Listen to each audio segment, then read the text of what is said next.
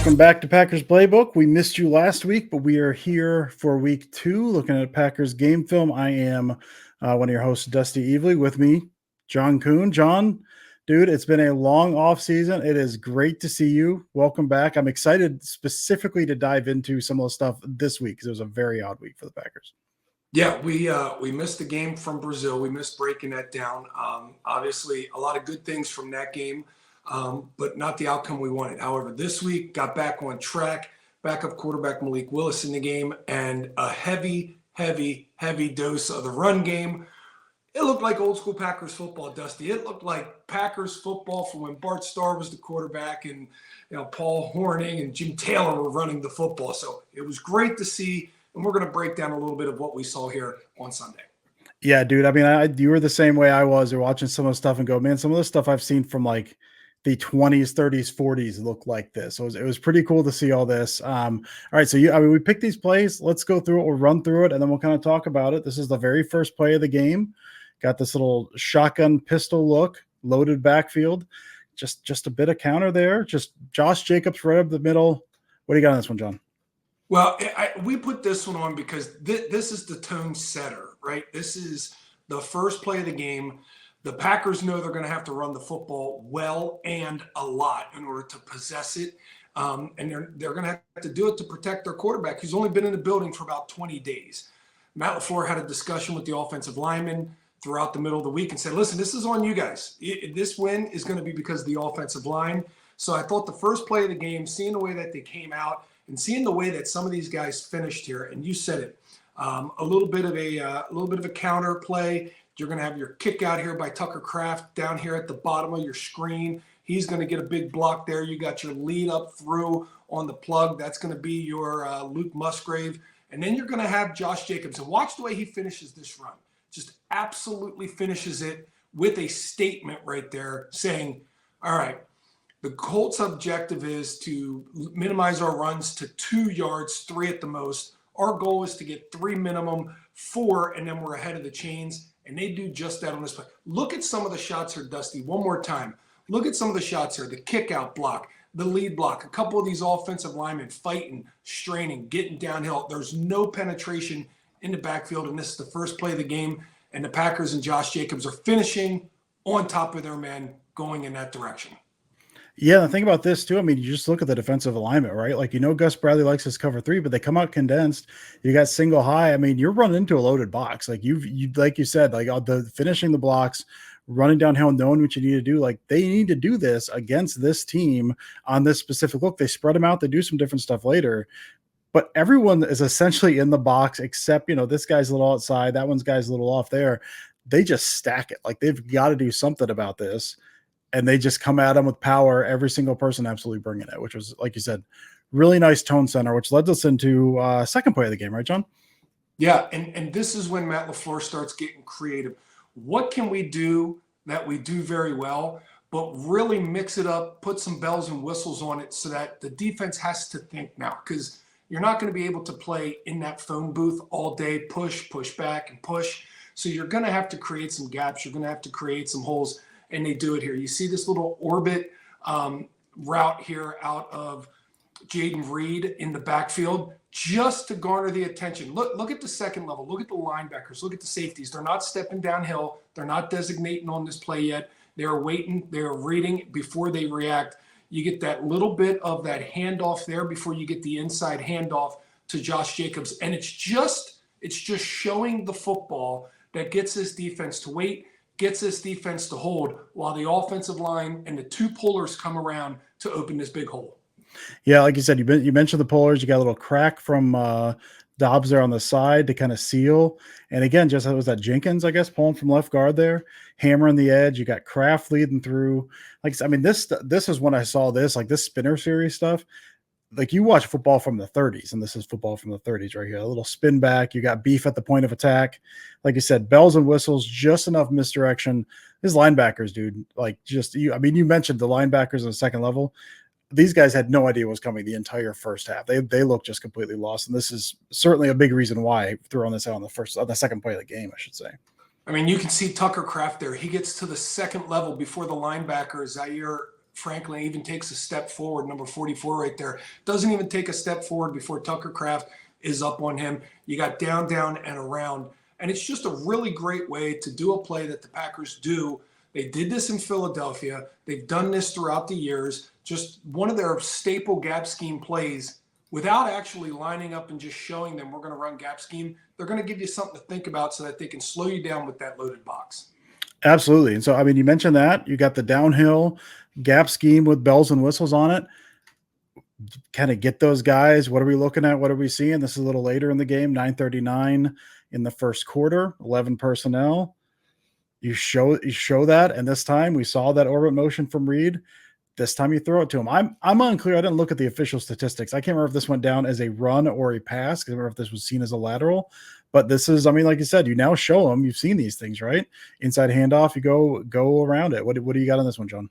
You know, what's so amazing about this is if you take the exact same formation from the last play and you flip it, you inverse it, this is what you get. So the Packers come out, they do the motion, they bring Kraft across, and now the defense is looking at this. Okay, we've seen this already. We're going to get the orbit here out of Jaden Reed, and then we're going to get the pull here by Kraft. But really, what the Packers did is just another play that they always do. This is a jet sweep. However, instead of doing it right behind the center that you always see, you're going to do it from the backfield, from the same formation that you just showed. Tucker Kraft is going to do his little bluff like he's going to pull, and then he's going to eject himself. And that end man, that's an impossible spot to be in. That's the guy that you have to fool with the fake. That's the guy that needs to be beat with speed. You see it all the time with the jet sweep. And here's a way you can do it from the backfield. And I don't care if you call this a pass. It went into the game. It went into the actual statistic book as a run because they threw it backwards. Pass, run, it doesn't matter. You've seen them do it out of gun. You've seen them do it from behind center. This is your jet sweep ran exactly the way the Green Bay Packers always run it, except they made it look like the play that they had just run about 5 minutes before in the football game. And that's the way that you can continue to create deception like Matt LaFleur did.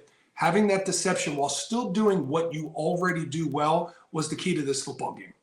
Yeah, and you're getting too, right? I mean, you're like you said, you've got the inside, you're going around, you've thrown some stuff at him, you got Watson cracking there, and so you have this all these things again. You're looking at the linebackers, you've got some guys moving this way, you got some guys moving this way. By the time anyone goes, what's going on? Is that Myers? I think they're out. Myers, dude, I know he had the little football thing by the end of the game. That dude was running. That dude, they were pulling him all over the place. I thought he had a very nice game.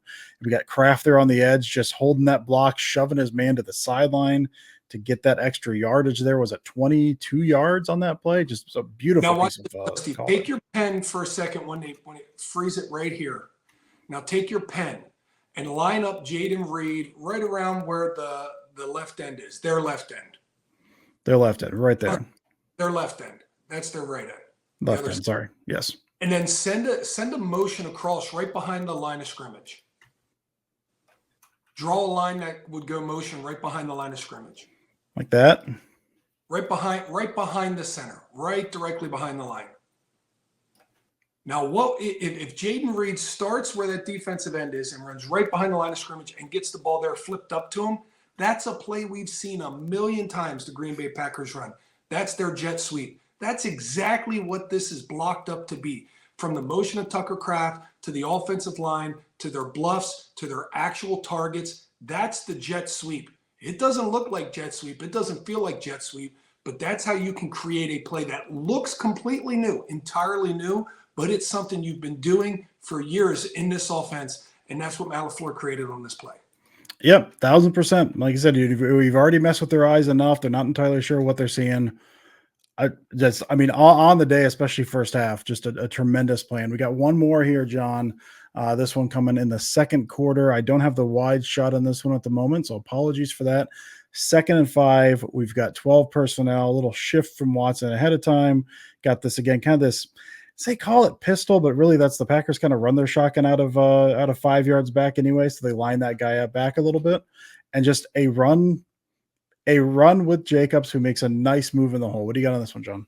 So this is a duo play. This is an old school downhill smash mouth play. Just like the Packers started the game with the smash mouth play, This is a smash mouth play in today's NFL. Everybody runs it, and the more physical team wins. Now, Matt LaFleur is able to send Christian Watson in motion, which actually sends the second level gaps for the linebackers and the safeties over one gap. Josh Jacobs knows, if I'm going to be able to hit this for a big play, I have to sell it. I have to all but hit the line of scrimmage before I make a jump cut. Now, the read on this thing is backside A, front side B, on out the front side. The only way you ever get out the front side is if you sell that thing to the A gap all the way. Watch how far up in there Josh Jacobs gets before he makes his cut. He is cutting at the line of scrimmage. That gets the linebacker into his gap. That gets the safety into his gap. That gets the defensive end who has outside edge protection nosy. Watch the way he starts leaning inside and allows Jacob to get outside here. Between the blocking of the offensive line, reestablishing the line of scrimmage, and Josh Jacobs having the patience of a nun in church, this play is absolute poetry in motion right here between the offensive line, Josh Jacobs, and the blocking. Yeah, and like you said, I mean, the blocking up front certainly helps Jacobs, and then between selling what he's doing and then individual effort to, I mean, that jump cut in the hole right there, jump and then make that second guy miss, getting low, getting that center of gravity down, and then just beating you out to the outside. Tremendous work all the way around. I mean, to your point, this is what they were trying to do, right? They're trying to that smash mouth stuff and run stuff off of it. 100%. Let's go back to the beginning one last time, because I want to make one more point about this. On this play duo, even if Christian Watson had stayed on that side, everybody's gap would have shifted over one. As a running back, there's one that we can't block. There's 9 guys there. There's 8 men in the blocking scheme.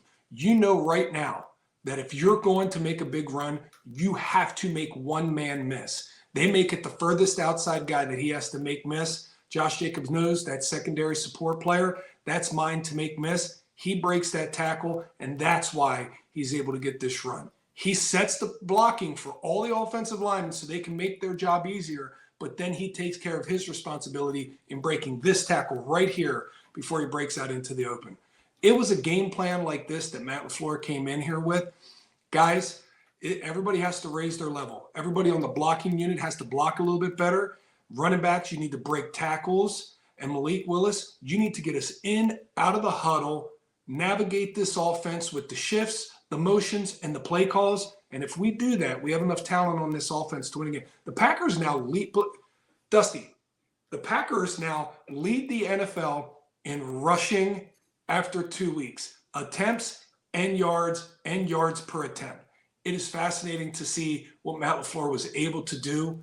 And this is something that I believe when Jordan Love comes back, they can lean on if teams decide they're going to take that cover 2 shell with vision on Jordan Love and try and take away his dynamic playmaking ability. They can come back to this game and this game plan and lean on the fact that they did this once to a pretty good defense. They're going to do it again down the road. Yeah, because there was some QB run stuff in here, but not a whole lot of QB run stuff, right? Like they used Willis's legs as a threat on some, but for the most of it was stuff like this. And that's a big picture. Before we get out of here, John, that was a big picture question I wanted to ask you was this run stuff, all this run stuff, LaFleur has had in his bag. Like we've seen him break some of this stuff out, not to this extent clearly, but some of this stuff out. This was clearly a game plan catered for Willis, for this offense now, because they needed this to work. They had more than a week to do this, right? Because Love got injured on a Friday, so a little bit of time. How difficult is that to rework a game plan for a guy like that? You've got, like I said, this is stuff that's in the playbook, but they had to expand on it in a way that we've not currently seen before. Is that what does a week like that typically look like if you're as a coach and as a team, if you're trying to craft a game plan entirely different than anything you've done the past 2 years, essentially?